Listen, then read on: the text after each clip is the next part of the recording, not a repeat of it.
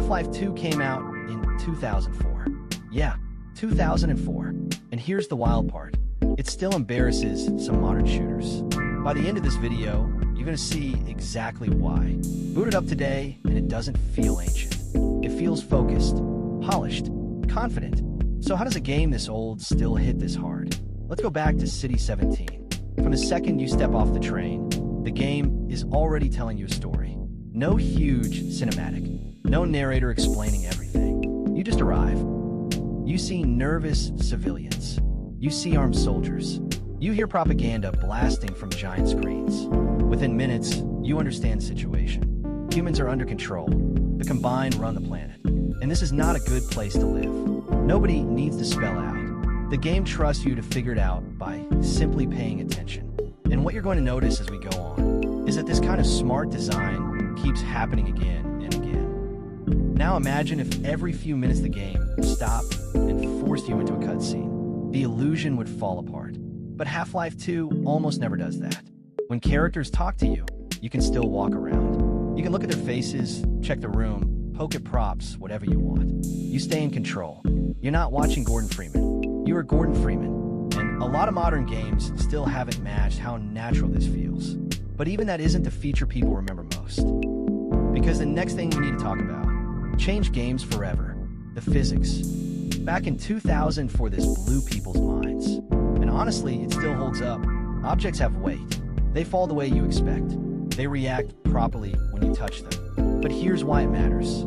It isn't just decoration. You use physics constantly. You stack things to climb. You move junk to block danger. You build your own solutions. Then you get the gravity gun. And everything evolves. Suddenly the entire world becomes equipment. Saw blades turn into deadly projectiles. Barrels become traps. Random trash becomes an opportunity. You stop playing it like a normal shooter. You start thinking creatively. And once players realized what they could do with this thing, there was no going back. But great mechanics need great levels to support them. And this is where Half-Life 2 really shows off. The game is always changing. Tight city escapes turn into wide, open driving sections. Quiet exploration turns into intense firefights. Whenever you feel like you've settled into a rhythm, the game pulls the rug out from under you. And then it does something brilliant. It throws you into Ravenholm. The tone flips. It's darker, scarier.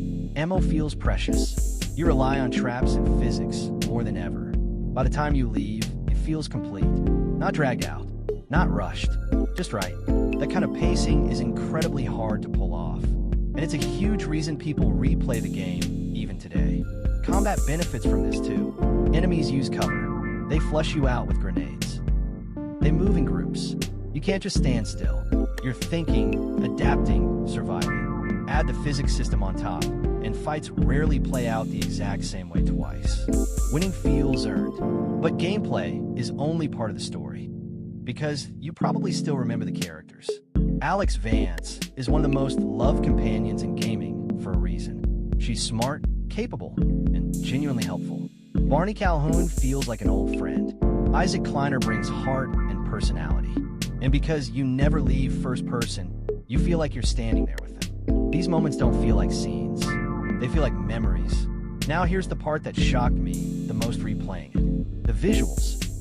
Obviously, it won't beat brand new games in raw detail. But art direction lasts.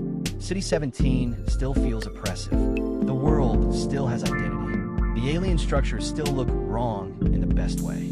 And then there's the lighting. Seriously, there are moments where it looks like RTX is on, even though it isn't. Sunlight pouring through windows. Shadows stretching across hallways. Outdoor areas glowing with natural color.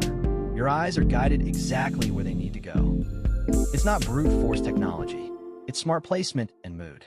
And sometimes you genuinely forget this thing released in 2004. Sound design pushes that feeling even further. Distant machinery, echoes in empty streets, small environmental details that make everything believable. Music shows up carefully, so when it hits, it matters. Put all of this together, and you start to see the bigger picture. The game respects your time. There's almost no filler. No bloated objectives. No endless hand-holding. You move forward, and nearly every section leaves an impression. A lot of modern games are bigger. Half-Life 2 is tighter, and tight design ages beautifully.